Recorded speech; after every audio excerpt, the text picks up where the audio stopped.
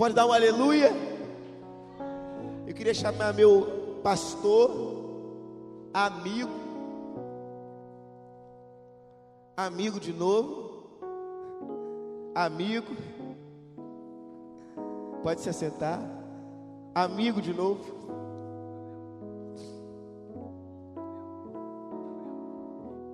Eu poderia dizer que ele dispensa apresentações, mas faço questão.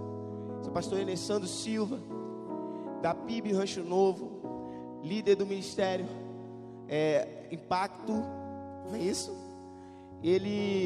Impacto não, Conexão, porque eu estou com a camisa, que é um ministério que me inspirou, né, a fazer tudo o que a gente está fazendo aqui hoje, né? Na verdade, pastor Alessandro, eu cheguei no acampamento, eu estava com ele, eu falei com ele assim: quando eu crescer, eu quero ser um pastor como você.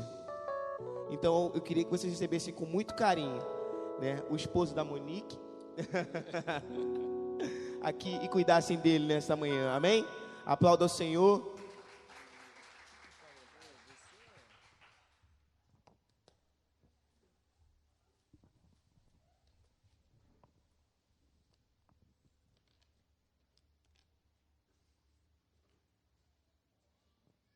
A paz de Cristo, amém?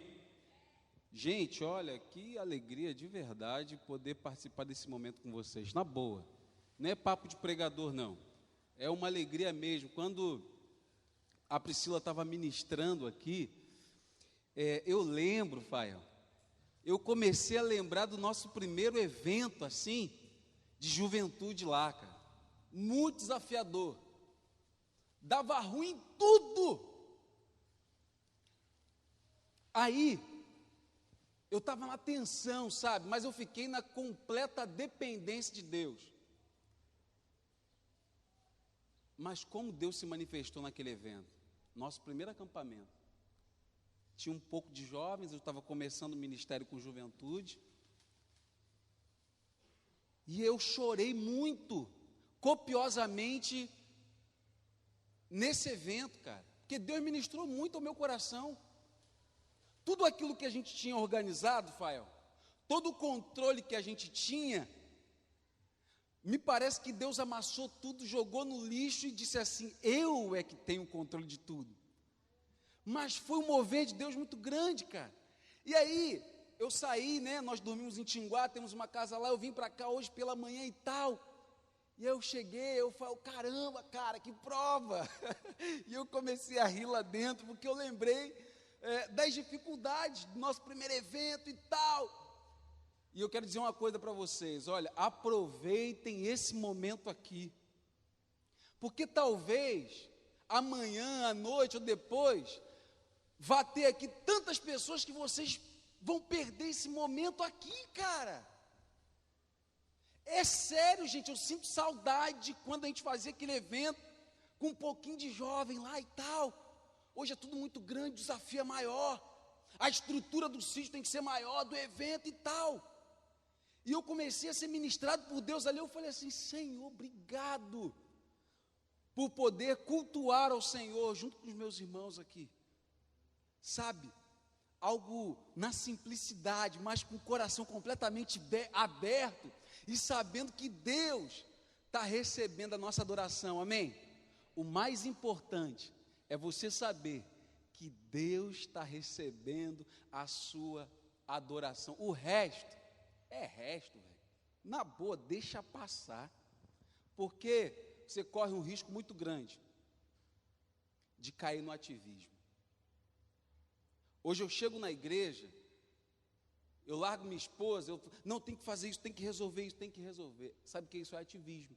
E eu não paro para ouvir Deus falar ao meu coração. E aí a minha esposa, ela me repreendeu: senta aqui, você está um ativista, você não está vindo para a igreja para adorar. Aproveita esse momento aí. Você recebe essa palavra em nome de Jesus? Gente, como o Fael falou, eu conheço já alguns aqui, tenho o prazer de conhecer alguns. Pô, Rafael é um brother de verdade, cara. Eu amo esse cara de graça, de graça. E você sabe o amor que eu sinto por você. Tenho orado pela sua vida, cara. Que Deus abençoe sua família, seu ministério e faça prosperar. sabe? Faça prosperar mesmo, que a gente ganhe essa galera aqui de Ouro Preto e que a gente consiga bombardear o inferno, cara. O meu negócio lá, eu falo com o pessoal, a gente tem que bombardear o inferno. De que forma? Com as nossas atitudes. Não adianta vir para cá e levantar a mão, não. Não adianta vir para cá, porque eu sei cantar. Não, não. A sua atitude, o que está dentro de você, vai ser externado para as pessoas verem o Cristo que você serve. Isso é que vai fazer Ouro Preto se converter para Jesus. Foi me dado aqui, eu vou ser direto na minha palavra, foi me dado um tema, Fael me deu um tema desafiador, que diz o seguinte: chamado da igreja dos últimos dias, né? Esse chamado para fora. Eu falei assim, caramba, rapaz, é muito desafiador falar sobre isso. E aí, o que me chamou a atenção aqui, primeiro é o seguinte, é a primeira parte aqui desse tema, que diz assim, olha só, chamado da igreja dos últimos dias. Gente, de fato, eu percebo que nós fazemos parte da igreja dos últimos dias, cara. Não quero pregar nenhuma mensagem escatológica aqui, não. Do fim, porque o mundo está acabando. Não quero pregar isso, não. Mas por conta dos absurdos que tem acontecido, cara. Gente, quando eu era pequeno, a coisa não era assim, não, na boa. Eu vou fazer 40. E assim, as coisas eram mais simples. Então não parece não, né? Obrigado. E aí, olha só, pessoal. Eu lembro quando eu era pequeno, cara, a gente dava um rolê com pneu. Eu não tinha carro, né? Minha família é uma família muito simples. E cada moleque tinha o seu pneu de carro. E aí, quando dava 6, 7 horas, a gente juntava com a turma e falava assim, vamos dar um rolê? Com pneu só, mó viagem isso. E aí, cada um pegava o seu pneu e dava a volta no quarteirão e rodava, e era legal. Hoje em dia, para a molecada fazer isso é muito difícil. É muito difícil. Gente, na boa, olha só. É veiculado vídeos e fotos de pessoas mortas, e isso é visualizado e compartilhado com uma naturalidade. Ontem um rapaz queria me mostrar foto de 5 jovens que foram mortos, que foram encontrados dentro do carro. E eu falei, não, cara, não quero ver isso, cara. Jovens que foram decapitados, gente. E eu disse assim, eu falei, caramba, isso é o fim. Na boa é o fim. Aonde um serial killer, ele mata 39 pessoas e aparece com uma naturalidade falando sobre essas mortes, cara. E como ele matou. Eu percebo que de fato nós vivenciamos, nós somos uma igreja do fim, porque eu sou pastor de jovens, nós temos aproximadamente lá 150 jovens. Hoje em dia, a nossa realidade, sabe qual é?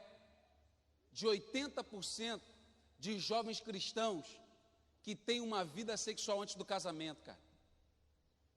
Às vezes me dá vontade de colocar um nariz de palhaço e subir no púlpito para pregar. Sabe por quê? Porque a gente prega, e algumas pessoas não mudam as suas condutas. Eu digo que nós somos uma igreja que fazemos parte do fim, sabe por quê? Adolescentes de 13 e 14 anos entram em sites pornográficos, no mínimo 4 vezes por dia. Qualquer adolescente hoje tem um celular, e adolescente é demais, cara. Ele consegue descobrir a senha do Wi-Fi, independente de onde ele esteja. Rapaz, é impressionante. A gente tenta mudar a senha da igreja. E eles conseguem descobrir, cara. E ficam no Facebook, no WhatsApp, na hora do culto, cara, o pastor quase que morre. Então, de fato, gente, eu percebo que é um desafio pregar sobre isso, falar sobre isso. Mas eu também percebo que é o seguinte: eu tenho uma dificuldade muito grande, Fael, de falar de um chamado da igreja, sem falar de um chamado da igreja, eu e você. De falar, sem falar de um chamado individual e pessoal, cara. E aí eu quero dizer uma coisa para você: só existe uma coisa capaz de fazer com que o seu chamado não se cumpra: o pecado. E a gente tem falado muito pouco sobre o pecado. E eu vim aqui nessa manhã para te confrontar em relação a isso. Queria muito que você tivesse com o coração aberto, porque através dessa palavra Deus ministrou muito ao meu coração. Então fique com o coração completamente aberto mesmo. Se desarme aí no nome de Jesus, porque eu tenho certeza que Deus te chamou para muito mais. Talvez você diga assim: pastor, eu já canto, eu já faço parte do ministério, eu já prego, eu já toco. E você vai se contentar com esse chamado? Só com isso? Eu quero ir mais profundo. Eu quero dizer que você, meu querido jovem, minha querida jovem, vocês foram chamados para serem jovens segundo o coração de Deus. E aí, querido, se você for um jovem segundo o coração de Deus, quando você tocar esses instrumentos aqui, cadeias cairão por terra. Se você for um jovem segundo o coração de Deus, quando você pegar nesse microfone para pregar, pessoas serão libertas pelo poder da palavra. Que você saia daqui com essa concepção e com essa compreensão. Eu quero usar como base aqui do nosso texto, 2 Samuel 12, de 1 a 13. Abra sua Bíblia, por favor, em 2 Samuel 12, de 1 a 13. Eu quero falar justamente sobre Davi, sobre o quanto o pecado poderia impedir ou minar o chamado que Deus tinha para Davi.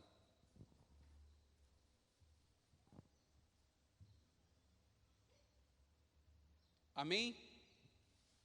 Diz assim, acompanha aí por favor. Diz assim: o Deus eterno mandou que o profeta Natã fosse falar com Davi. Natã foi e disse: havia 2 homens que havia na mesma cidade, um era rico e o outro era pobre. O rico possuía muitos gados e ovelhas, enquanto que o pobre tinha somente uma ovelha que havia comprado. Ele cuidou dela e ela cresceu na sua casa, junto com os seus filhos. Ele alimentava com sua própria comida, deixava que ela bebesse no seu próprio copo, e ela dormia no seu colo. A ovelha era como uma filha para ele. Certo dia, um visitante chegou à casa do homem rico. Este não quis matar um dos seus próprios animais para preparar uma refeição para o visitante. Em vez disso, pegou a ovelha do homem pobre e matou-a e preparou com ela uma refeição para o seu hóspede. Então, preste bem atenção, Davi ficou furioso com aquele homem e disse: eu juro pelo eterno Deus vivo que o homem que fez isso deve ser morto. Ele deverá pagar 4 vezes o que tirou por ter feito uma coisa tão cruel. Então Natã disse a Davi: este homem é você. E é isto que o Eterno, o Deus de Israel, diz: eu tomei você, rei de Israel, e o salvei de Saul. Eu lhe dei o reino e as mulheres dele, tornei você rei de Israel e de Judá. E se isso não bastasse, eu lhe teria dado 2 vezes mais, Davi. Por que é que você me desobedeceu? Ou por que você pecou e fez coisa tão horrível? Você fez com que Urias fosse morto na batalha, deixou com que os amonitas o matassem, então ficou com a esposa dele. Portanto, porque você me desobedeceu, e tomou a mulher de Urias, sempre alguns dos seus descendentes morrerão de morte violenta. Até aí. A gente conhece muito bem esse texto, mas eu quero observar com vocês algumas coisas importantes que eu aprendi com esse texto. Primeiro, eu quero relembrar com vocês esse contexto bíblico aqui. E eu quero que vocês viajem comigo nessa leitura bíblica e nesse contexto aqui. Como a gente conhece, gente, Davi, ele perde o sono. A Bíblia não narra que horário foi, aproximadamente 11, meia-noite, 1h da manhã. E aí, eu fico imaginando o seguinte, pessoal, viaja comigo aqui. Um palácio é muito lindo. O formato, aquela coisa bem medieval. E aí Davi, então, ele sobe e vai para o terraço do seu palácio. E aí eu quero imaginar aqui Davi com um roupão, com uma túnica, andando para um lado e para o outro, imaginando como é que estava o seu exército em batalha, o que ele iria fazer, e de repente ele olha para o lado e avista uma mulher. E a Bíblia diz que essa mulher era formosa aos olhos, era bonita.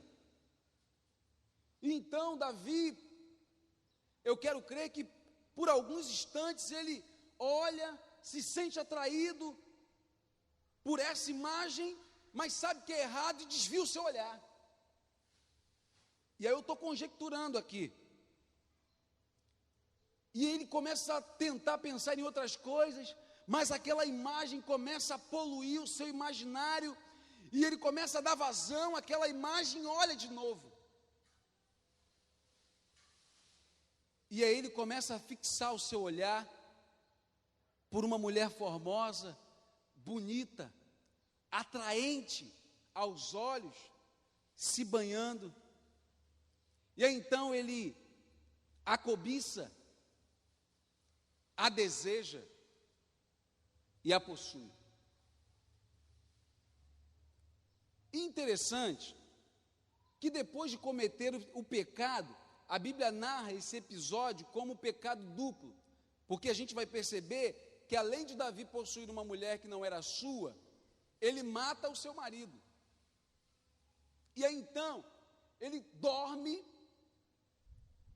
e ao amanhecer, ele pensa assim: caramba, se Betseba estiver grávida, eu vou assumir essa responsabilidade, a culpa será minha, como eu serei visto como rei? E eu quero que você entenda o seguinte: por alguns instantes, Davi, ele começa a traçar um plano maquiavélico, e por que não dizer um plano diabólico. Ele manda chamar Urias, esposo de Betseba, e quando Urias chega, ele começa a conversar com Urias. E aí, Urias, como é que está meu exército? Senta, dá um bom vinho para Urias. Diga-me, quantos homens nós perdemos? Nós avançamos? E na verdade era uma forma de maquiar até onde ele queria chegar.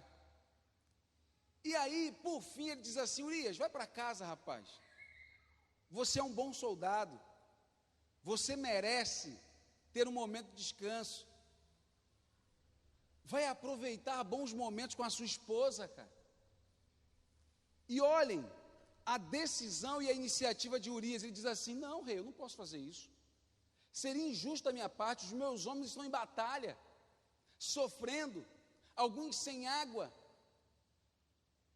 talvez outros sem comida, e eu não posso ter um bom momento com a minha esposa se os meus homens estão lá.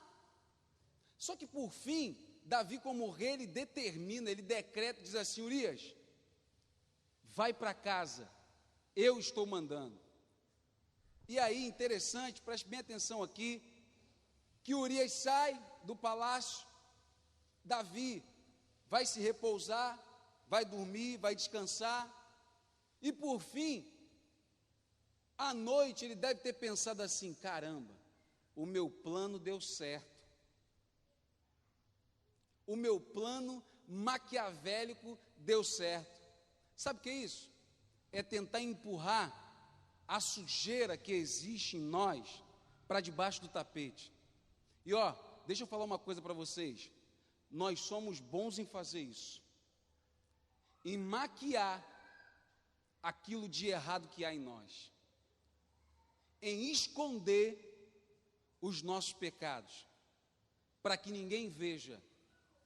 Só que quando Davi acorda e vai sair do seu palácio, eu fico imaginando aqui aquela porta de madeira, madeira mesmo, sabe? E quando ele pega, abre a porta, quem ele encontra, gente?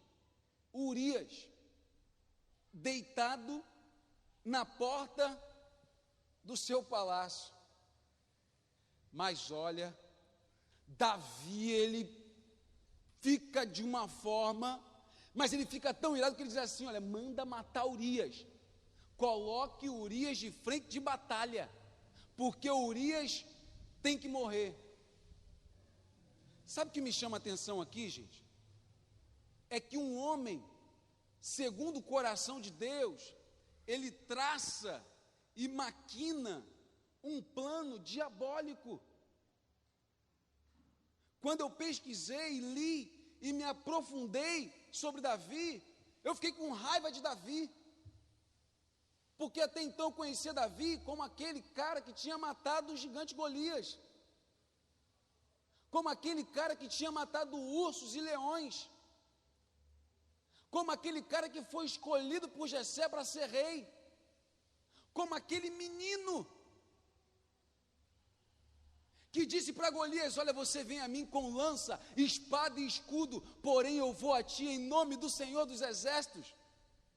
E eu tinha uma admiração por Davi, e quando eu leio isso tudo e começo a pesquisar, eu fiquei com raiva de Davi. Eu quero que vocês fiquem com raiva de Davi. Sabe por quê? Quando eu fiquei com raiva de Davi, sabe o que Deus ministrou no meu coração? Enesandro, baixa a tua bola, porque você é tal como Davi. Você é pecador, cara. Quantas vezes você já se colocou de joelhos dizendo que ia mudar e não mudava? Quantas vezes você colocou para debaixo do tapete as suas falhas e pecados, as suas mazelas? E aí, querido, eu quero fazer algumas observações com vocês aqui nessa manhã. Primeiro, ocupe a sua mente com as coisas que são do alto. Ocupe a sua mente com as coisas que são do alto. Existe um ditado que minha mãe dizia, e eu ainda ouço até hoje, que diz assim: cabeça vazia, como é que é? Cabeça vazia? É verdade, gente. Gente, é verdade. Quando a gente não tem o que fazer, a gente faz besteira, posta besteira no Facebook. Quando a gente não tem o que fazer, a gente faz besteira no WhatsApp. É ou não é, pessoal? Ué?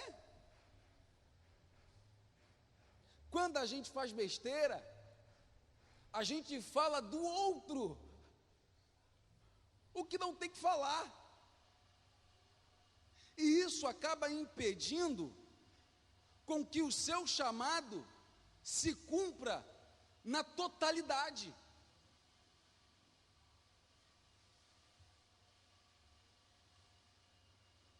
Ninguém dorme sem pecado e acorda em pecado. Preste bem atenção nisso. Ninguém dorme sem pecado e acorda em pecado. O pecado nasce aqui, pessoal. a gente maquina, a gente planeja. Davi planejou o que ia fazer, sem máscara alguma, gente. A gente pensa a resposta que a gente vai dar, a gente se arma. Se fulano de tal vier quente, eu vou com 2 fervendo. Eu lembro, eu era seminarista nessa época, e aí, a minha esposa é linda,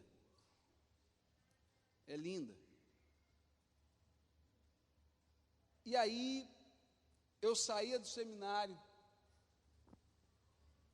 pegava a van, ela morava em Laranjeiras, e dentro da van, eu imaginava assim, meu Deus do céu, que shortinho a Monique vai estar hoje. Rapaz, chega lá, eu vou dar uns amassos. Sem hipocrisia e sem máscara nenhuma. A gente maquina no maquino que a gente vai fazer. Está aqui, gente. No aconselhamento, é engraçado, tem jovem que esquece que eu já passei por tudo que ele está passando. E aí eu chamo de bate-papo. E aí a gente senta, bate o papo, conversa. E com líderes que eu estou falando. E aí a menina diz assim, pastor, meu Deus do céu, eu estava namorando, eu estava em santidade, mas quando eu fui ver, aconteceu. Eu falei, irmã, entrou em transe? Foi arrebatada? Sabe por quê? A gente planeja, gente, para com isso, sem nenhum tipo de máscara. E sabe o que acontece? Isso impede com que o nosso chamado se cumpra na totalidade. Porque ministério chamado é isso, é abrir mão. Eu digo para os jovens lá, tem jovem que fala comigo assim, não, ó, pastor, não ter uma vida sexual ativa antes do casamento é muito difícil. Eu falo, mas não é impossível. Sabe por quê? Eu vim lá do mundão, Deus me tirou das trevas para a sua maravilhosa luz, e eu namorei 6 anos, e não tive uma vida sexual ativa. Hoje eu colho frutos do que eu plantei, e eu posso chegar para vocês aqui e dizer que é possível. Pensa comigo aqui, gente. Vocês acham que se eu tivesse aberto mão lá atrás, eu teria autoridade para chegar para vocês e dizer que é possível ter um namoro santo diante de Deus? Isso contribuiu para quê? Para que o meu ministério, para que o meu chamado se concluísse ou se conclua na sua totalidade. E com essa palavra eu sei que eu dou esperança a você, meu querido jovem, que tem lutado contra isso. Você sabe a quantidade de jovens líderes que me procuram para poder falar que são viciados na pornografia? E são líderes, jovens que me procuram e dizem assim, pastor, eu me atraio pelo mesmo sexo que eu faço. E eu digo, olha, vamos chorar junto aqui, querido. Porque a nossa vida é abrir mão da nossa vontade para que a vontade de Deus se estabeleça na nossa vida.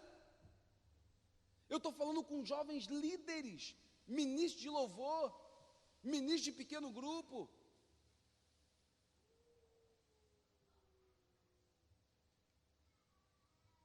Ocupe a sua cabeça, querido, com aquilo que é do alto. Assim eu louvo a Deus pela sua vida, porque você está aqui, e você está recebendo de Deus, e você está se enchendo de Deus. Eu quero fazer uma outra observação importante. Deus tem um tempo certo, viu? Para nos corrigir. Mantenha aí a sua Bíblia aberta. E o versículo 1, ele diz isso. Não pense você que você não vai responder pelo que você faz, porque vai. Deus tem um tempo certo para isso. Ouça bem, Deus tem um tempo certo para isso. Eu lembro de quando eu era criança, bem novinho, criança gosta muito de ir em festa de amiguinhos. Eu tenho um filho de 6 anos, e quando eu digo que vai ter uma festinha, meu Deus do céu, ele fica: pai, já é amanhã? Pai, já chegou? Pai, quando que é sábado? Ele fica desesperado. E eu sei o que é isso, a gente fica naquela. É a festinha de um amigo. Só vai ter bolo e salgadinho, não interessa, eu vou encontrar os meus amiguinhos. E eu sempre dei muito trabalho à minha mãe. Eu não tive uma figura paterna. Eu não tive um pai ali presente, não tive. E a minha mãe sempre foi pai e mãe. Ela trabalhava. Eu, que era um pouquinho maior, tomava conta da minha irmã. Era uma criança tomando conta de outra criança. E eu tive problemas sérios em relação a isso, na minha infância, adolescência, juventude, me envolvi com muitas coisas erradas. Só que nesse período, irmãos, olha, sinceramente, todo dia eu apanhava. Minha mãe chegava do trabalho, todo dia tinha reclamação do colégio, cara. Caramba, às vezes eu tentava me comportar no colégio, gente. Na boa, eu sentava, mas parecia que tinha um capetinho aqui, ó. E eu acabava fazendo a besteira. E eu ficava depois da hora e falava assim: não, devo, não. Caramba, isso era ruim, isso chegou a me incomodar. Eu era criança, mas eu lembro que isso já me incomodava. Teve um dia que teve uma reclamação, não sei o que eu fiz no colégio. E aí veio uma reclamação para minha mãe, mas minha mãe chegou cansada do trabalho e disse assim: caramba, eu não vou te bater hoje não.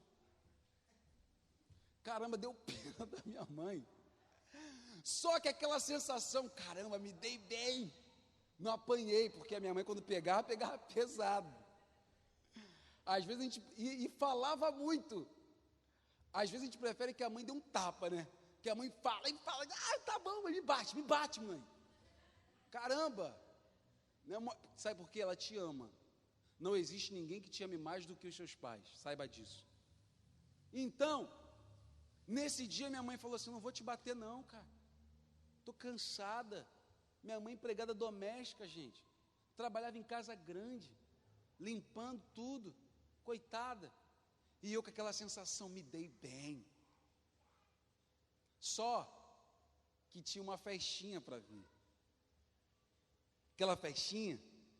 Aí teve um dia, né? No dia da festa, eu peguei o meu bamba cabeção.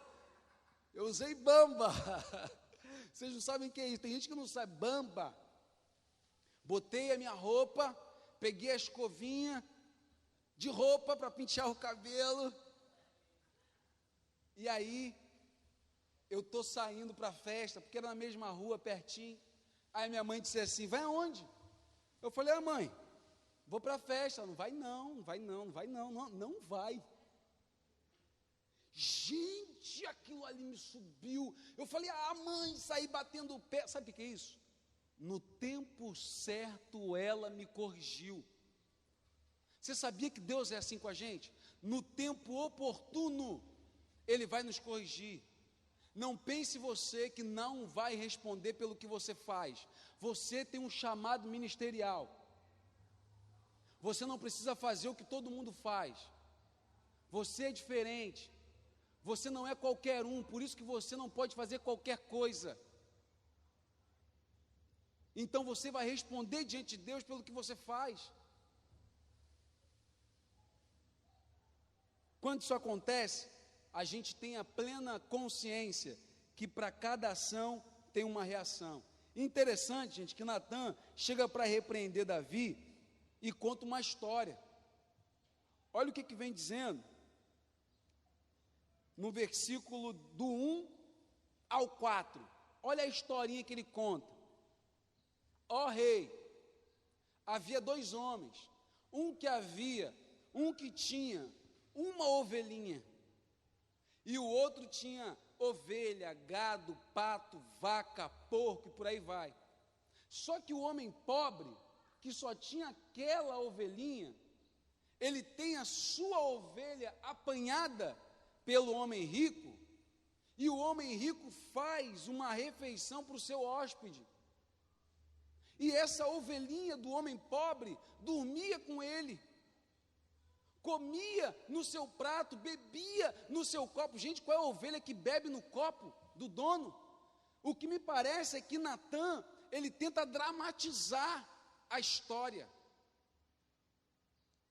Agora, o que é fantástico, gente, é a reação de Davi no versículo 5. Olhem a reação de Davi no versículo 5. Então, o furor de Davi se acendeu em grande maneira contra aquele homem. E disse a Natã: vive o Senhor, que digno de morte é o homem que fez isso. Deixa eu fazer aqui a terceira observação. O pecado do outro é sempre maior do que o nosso. Duvido, se Davi soubesse que se tratava dele, que ele diria: digno de morte é o homem que fez isso. Quando o outro do ministério de louvor, que também tem um chamado, o outro que está pregando, que também tem um chamado, o outro que faz alguma coisa no trabalho eclesiástico, que também tem um chamado, comete algum erro, o erro dele é sempre maior do que o meu. O meu erro é justificável. O meu erro, de alguma forma, eu posso justificar, ora, não foi bem assim. O pecado do outro, a gente condena, a gente julga e batemos o martelo. Essa é uma característica humana, já está incutido em nós. Enquanto eu enalteço o erro do outro, eu reprimo, escondo e sufoco os meus. Duvido que alguém vai chegar para o pastor e dizer assim: pastor, olha, fulano de tal fez isso, isso e isso. Por que você não diz assim: pastor, olha, eu falei mal de fulano, viu? Pastor, ora por mim aqui, porque eu estou viciado em coisas ilícitas. Pastor, olha, eu estou tendo um relacionamento ilícito com meu namorado ou com a minha namorada. Sabe, pastor, eu não estou sendo uma mulher sábia na minha casa. Pastor, eu não estou amando a minha esposa como Cristo amou a igreja. É sempre o outro. Tem jovem que diz assim para mim: pastor, você viu o que fulano de tal postou no Facebook?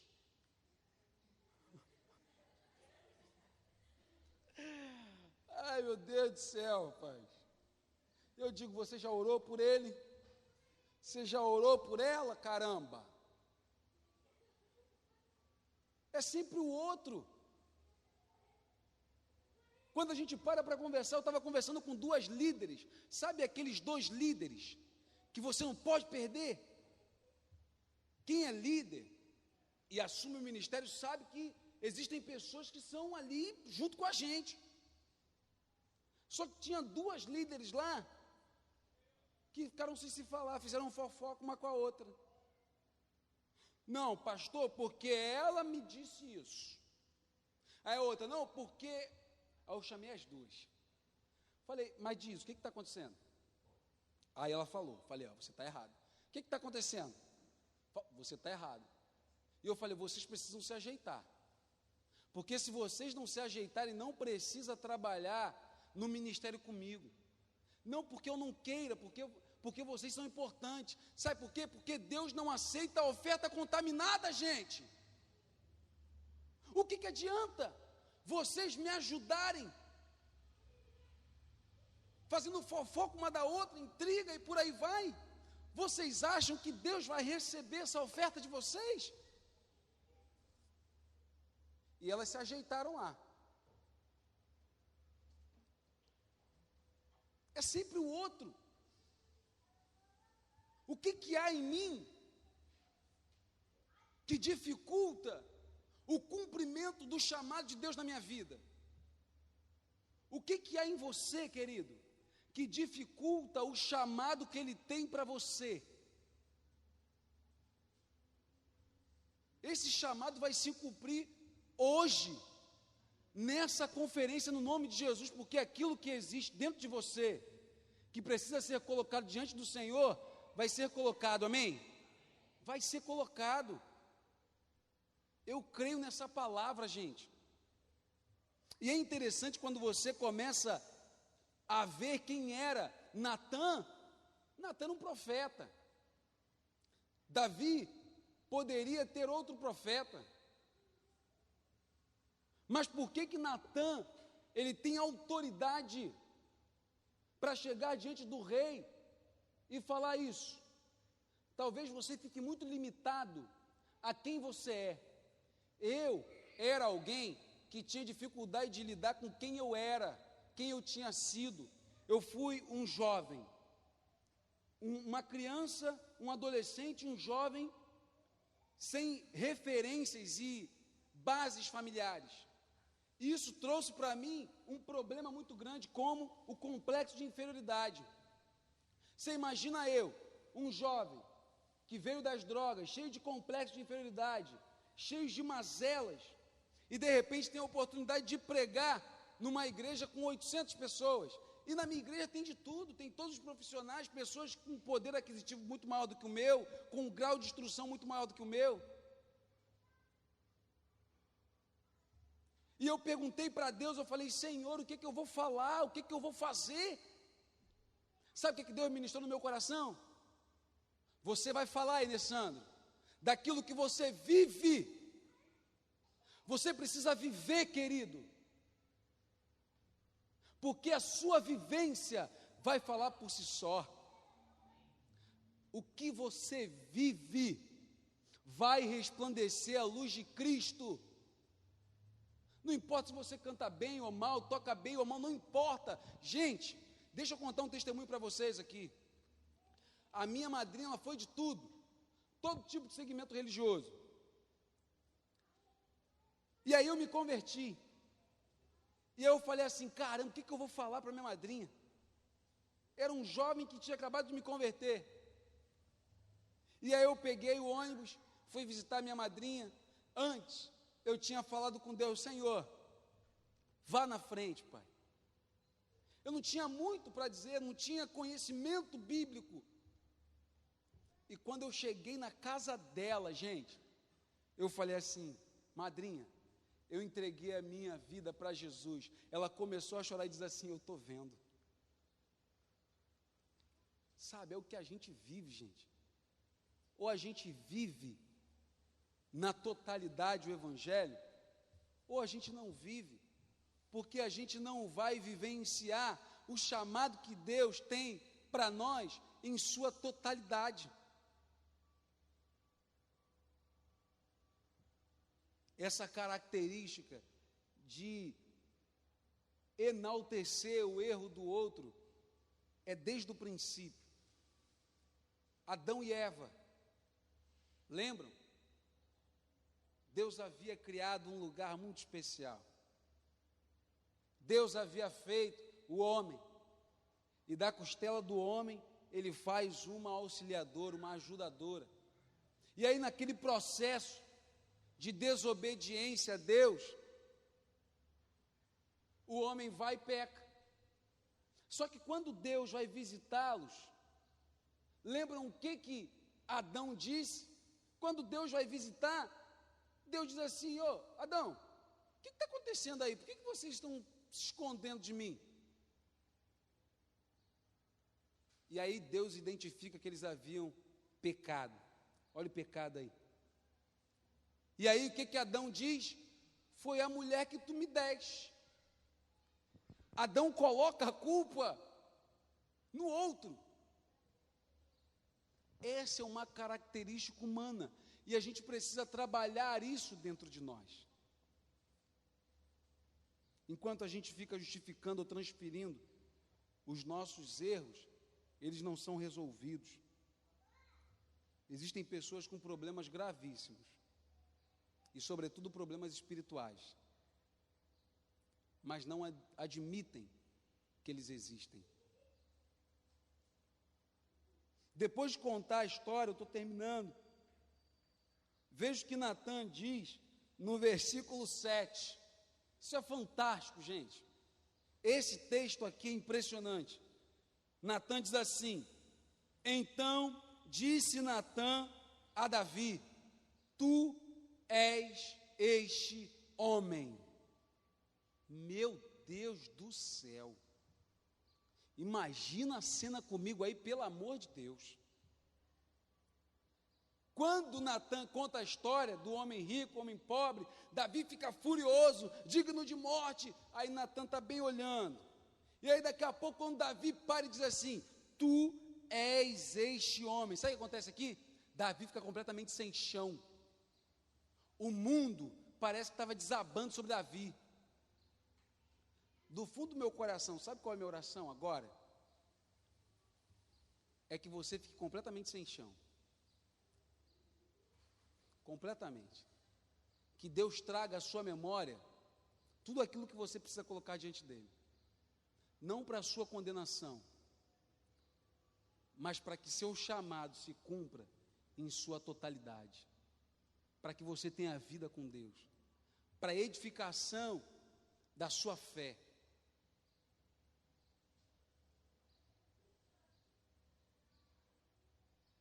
Você acha que Deus não está vendo, querido, o seu pecado?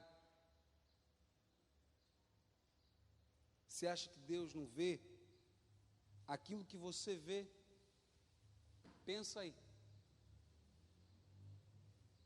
Eu tenho falado com os jovens lá o seguinte, queridos: eu não me sinto confortável de sentar com a minha família na sala da minha casa, com a minha mulher e com o meu filho, e ver um programa de entretenimento onde existem pessoas dentro de uma casa quase se matando. Eu não sou nenhum moralista, mas eu tenho certeza que isso não vai edificar a minha vida e não vai acrescentar em nada o chamado que Deus tem para mim. Eu não me sinto confortável de sentar com a minha esposa e com meu filho e ver uma teledramaturgia onde é enaltecido o relacionamento entre duas pessoas do mesmo sexo e achar isso natural. Isso fere princípios estabelecidos por Deus. Isso me agride enquanto cristão. Você acha que Deus não vê o que você vê? Às vezes a gente quer que o nosso ministério se expanda de uma tal forma, né?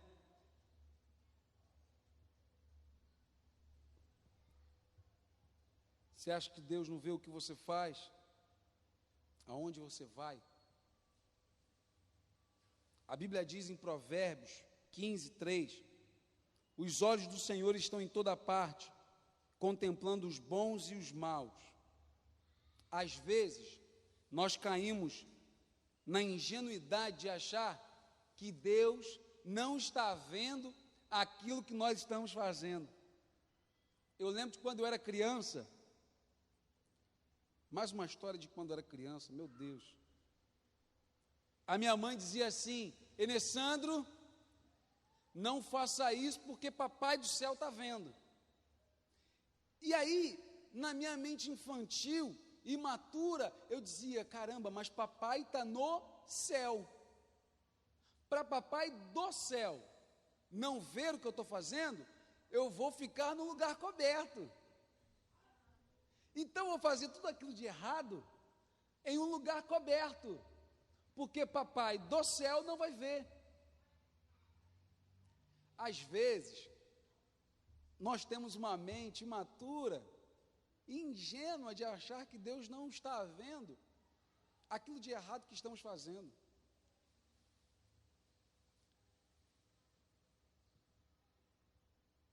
O homem é assim. Eu quero chamar já o Fael aqui. Fael, está aí?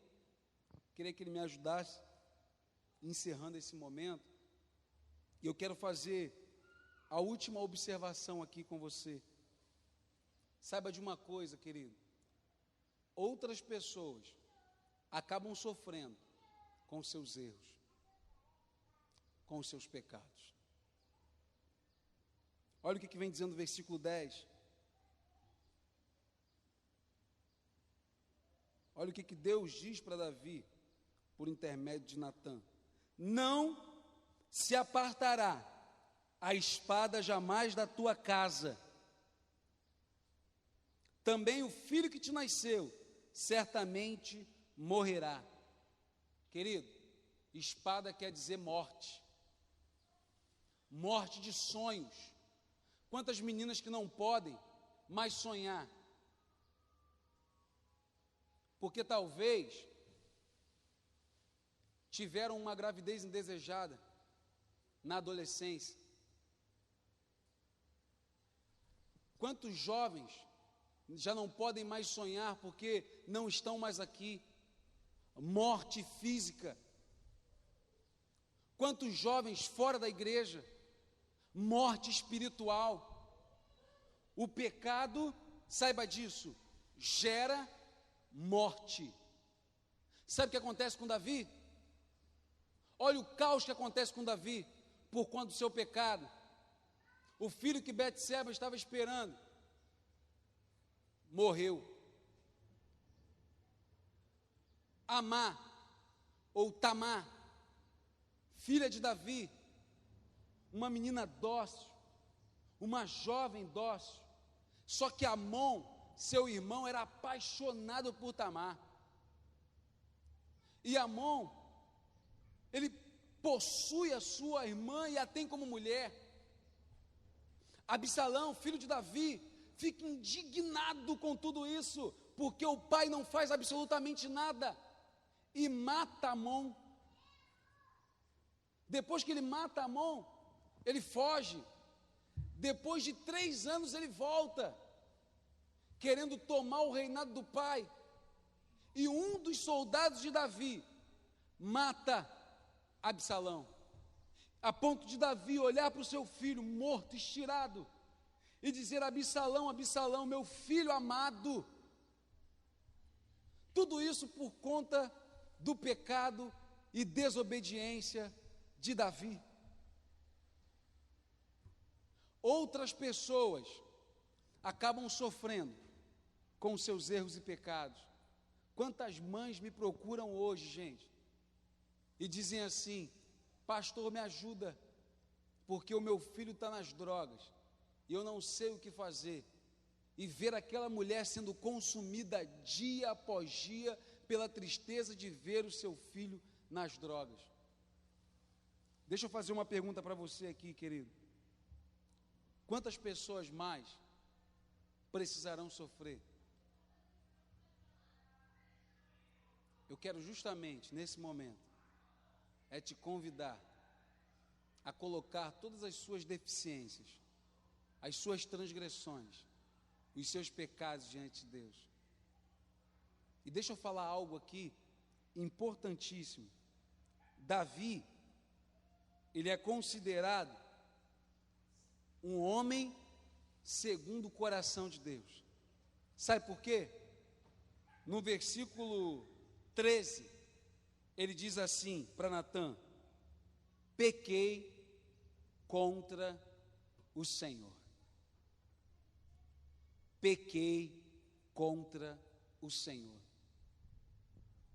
Eu quero te convidar a colocar diante de Deus tudo aquilo que você sabe que dificulta o cumprimento do chamado de Deus para a sua vida. Feche seus olhos, no nome de Jesus. Fale com Deus. Diga para Ele o que tem atrapalhado a sua chamada ministerial. Qual o pecado que tem dificultado esse processo? E o mais interessante é que Davi, ele se torna um homem segundo o coração de Deus, mesmo diante de tudo que ele havia feito. Independente do que você fez, eu quero dizer que Deus te ama muito. Independente dos seus pecados, Deus, ele te ama muito. E o chamado que Ele tem para a sua vida vai se cumprir no nome de Jesus. Fale com Deus. Mesmo sendo assim, pobre pecador, Deus me ama. Você pode ficar de pé? Você pode falar isso para Deus? Mesmo sendo falho, olha o amor de Deus por você. Mesmo sem merecer, Deus me ama.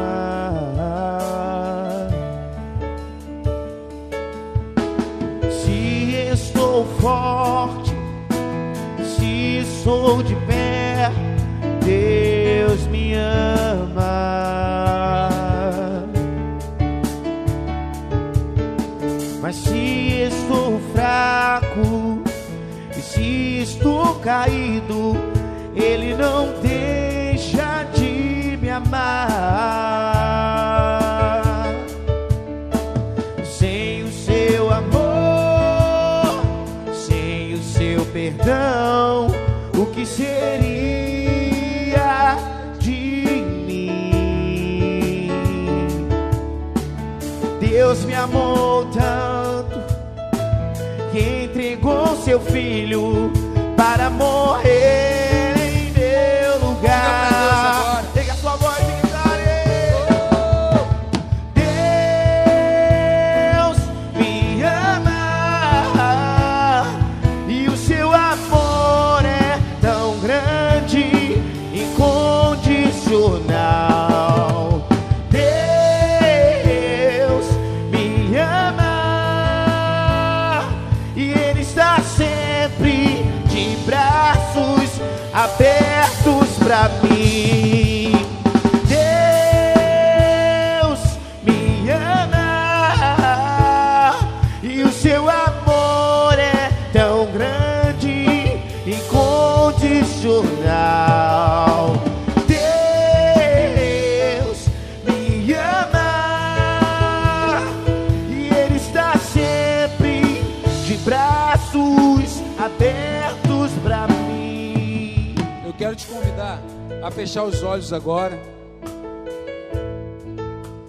E agora começa a trazer à memória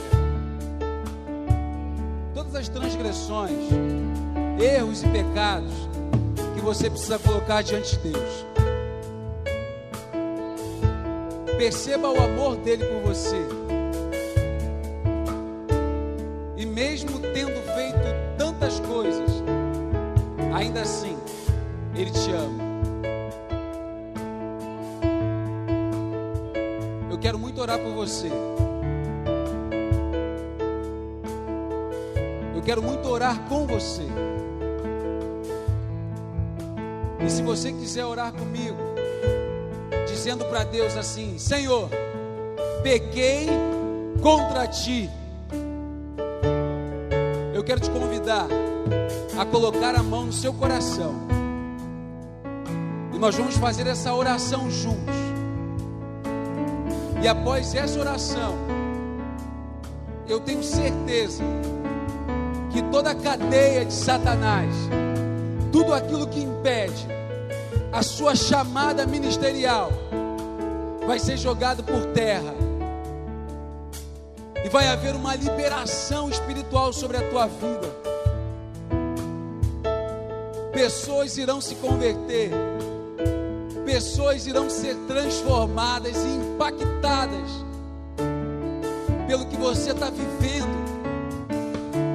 Coloque a mão no seu coração. Senhor, eu quero te agradecer, Pai, porque mais uma vez o Senhor está presente no nosso meio. Eu quero te agradecer, Senhor, por viver um momento tão especial junto com os meus irmãos aqui. Receba o nosso culto, Pai, e que possa chegar diante do teu altar como um cheiro de aroma suave, Deus. E agora, do fundo do nosso coração, queremos te pedir perdão pelos nossos pecados, as nossas falhas, as nossas transgressões, e falar como Davi falou: pequei contra o Senhor. queremos não rasgar as nossas vestes, mas rasgar agora o nosso coração, Pai, som do nosso coração. Colhe agora as nossas lágrimas, Senhor, e que toda a cadeia do inferno seja derrubada no nome de Jesus. Ministérios e chamados que estavam adormecidos, que sejam despertados nessa manhã, Pai. Pessoas que estavam doentes, emocionalmente, espiritualmente, Pai, que nesse momento comece um processo de cura no mundo espiritual, em cada mente aqui, Deus.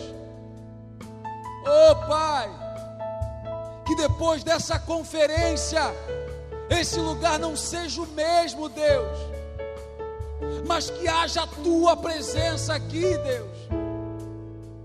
Que Ouro Preto, Nova Iguaçu, possam Te conhecer, Pai, através da instrumentalidade da nossa vida, Pai.